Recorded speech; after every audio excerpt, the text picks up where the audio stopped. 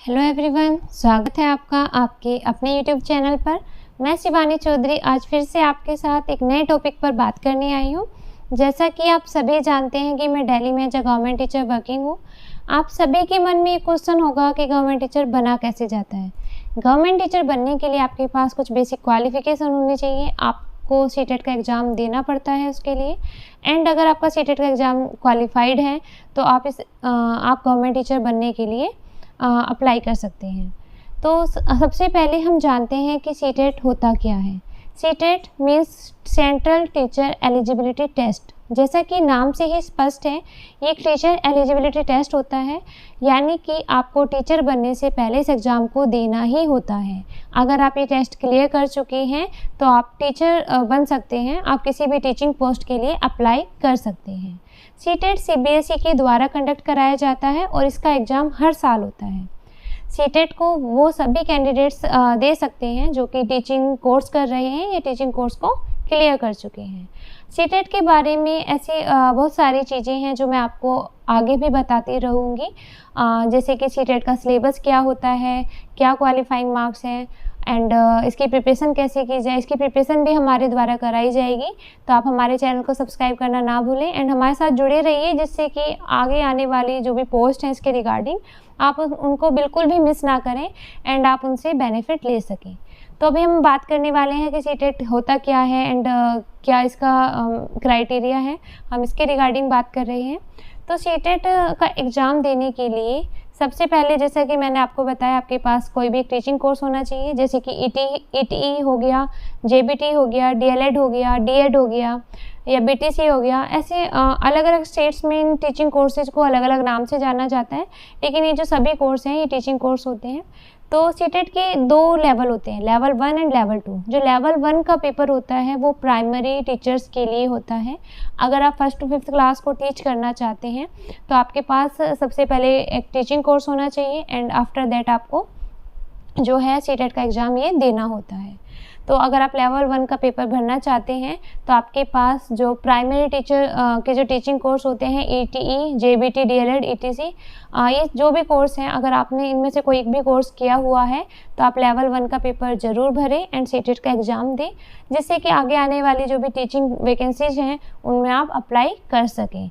And level 2 का जो exam होता है वो अपर प्राइमरी एंड जो सेकेंडरी क्लासेज होती है उनको टीच करने के लिए होता है, यानी कि 6th to 10th क्लास को टीच करने के लिए। अगर आप 6th to 10th क्लास को टीच करना चाहते हैं तो आपको ये एग्ज़ाम देना होगा। लेवल 2 का एग्ज़ाम देने के लिए आपके पास बीएड होना मैंडेटरी है। अगर आपने बीएड की हुई है तो आप इसके लिए अप्लाई कर सकते हैं एंड इस एग्ज़ाम को दे सकते हैं। अब आपके मन में क्वेश्चन ज़रूर होगा कि मैंने इसमें 11th 12th क्लास को तो इंक्लूड किया ही नहीं। जो सीनियर सेकेंडरी क्लासेज होती है यानी 11th और 12th क्लास, उनके लिए सीटेट का अब तक कोई लेवल नहीं बना है। तो अगर आप जो है पीजीटी बनना चाहते हैं एंड सीनियर सेकेंडरी क्लासेज को टीच करना चाहते हैं तो उसके लिए आपको सीटेट देना मैंडेटरी नहीं है, उसके लिए कोई सीटेट नहीं होता। तो आप अगर 1st to 10th क्लास को टीच करना चाहते हैं एंड कोई भी टीचिंग कोर्स कर रहे हैं तो सीटेट का एग्ज़ाम ज़रूर दें। काफ़ी सारे कैंडिडेट्स के मन में एक क्वेश्चन होता है कि सीटेट का एग्ज़ाम कैसा होता है, क्या ये हार्ड तो नहीं होता?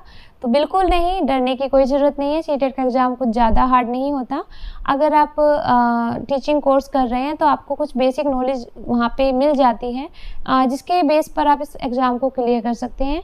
हालांकि जो बाहर से कोर्सेज करते हैं उनको थोड़ी सी दिक्कत आती है, क्योंकि ना तो उनको बेसिक नॉलेज होती, ना ही उनके पास कोई टीचिंग एक्सपीरियंस होता, जिसकी वजह से इस एग्ज़ाम को क्लियर करने में उन्हें थोड़ी सी दिक्कत आती है। क्योंकि इस एग्ज़ाम में आपके टीचिंग एप्टीट्यूड को चेक किया जाता है, आपके टीचिंग स्किल्स को चेक किया जाता है एंड बच्चों के रिगार्डिंग, जो उनकी साइकोलॉजी के रिगार्डिंग, उनके डेवलपमेंट के रिगार्डिंग आपकी बेसिक नॉलेज होती है, उनको चेक किया जाता है।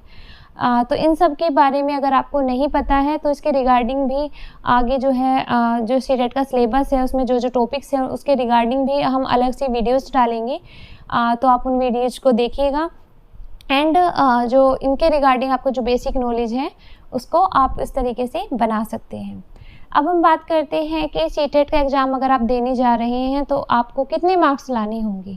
तो जैसा कि अदर गवर्नमेंट एग्ज़ाम्स होते हैं, उनको जब आप देने जाते हैं तो उसमें एक मेरिट निकलती है। जैसे कि मान लिया कोई आपने एग्ज़ाम दिया एंड उसमें 50 पोस्ट हैं और अप्लाई करने वाले कैंडिडेट्स 1000 है या 2000 है, तो डिपेंड करता है कि कितने कैंडिडेट्स अप्लाई कर रहे हैं और कितनी वैकेंसी है, पेपर कैसा आया, पेपर का लेवल कैसा था, ईजी था, हार्ड था या मीडियम था। तो उसके बेस पे ही डिपेंड करता है, उसके बेस पे ही आपकी मेरिट जाती है, एक कट ऑफ निकलती है और उतने मार्क्स आपको लाने होते हैं। लेकिन सीटेट में ऐसा बिल्कुल नहीं है। सीटेट में आपको कुछ इसका एक मिनिमम क्राइटेरिया है कि आपको इतने मार्क्स लाने हैं। अगर आप उतने मार्क्स लेकर आते हैं तो ये एग्ज़ाम आपका क्वालिफाई माना जाता है। इसका जो एग्ज़ाम है वो 150 मार्क्स का होता है, जिसमें से आपको 60% यानी कि 90 मार्क्स लाने होते हैं। अगर आपके इतने मार्क्स आ जाते हैं, इट मीन्स आप इस एग्ज़ाम को क्वालिफाई कर रहे हैं, ठीक है। एंड जो रिजर्व्ड कैटेगरी के कैंडिडेट्स होते हैं, उनके लिए ये जो क्राइटेरिया है वो थोड़ा सा डिफरेंट है। जैसे कि अगर आप SC ST या OBC कैटेगरी से बिलोंग करते हैं या आप PH कैटेगरी के कैंडिडेट हैं, तो अगर आप 82 मार्क्स भी लेकर आते हैं तो आपका ये एग्ज़ाम क्वालिफाई माना जाएगा।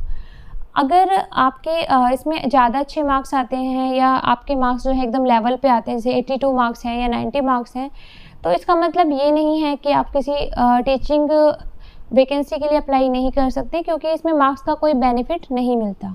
आपको बस इसे क्वालिफाई करना होता है, उसी के बेस पर आप जो है टीचिंग एग्ज़ाम दे सकते हैं एंड किसी भी टीचिंग पोस्ट के लिए सेलेक्ट हो सकते हैं।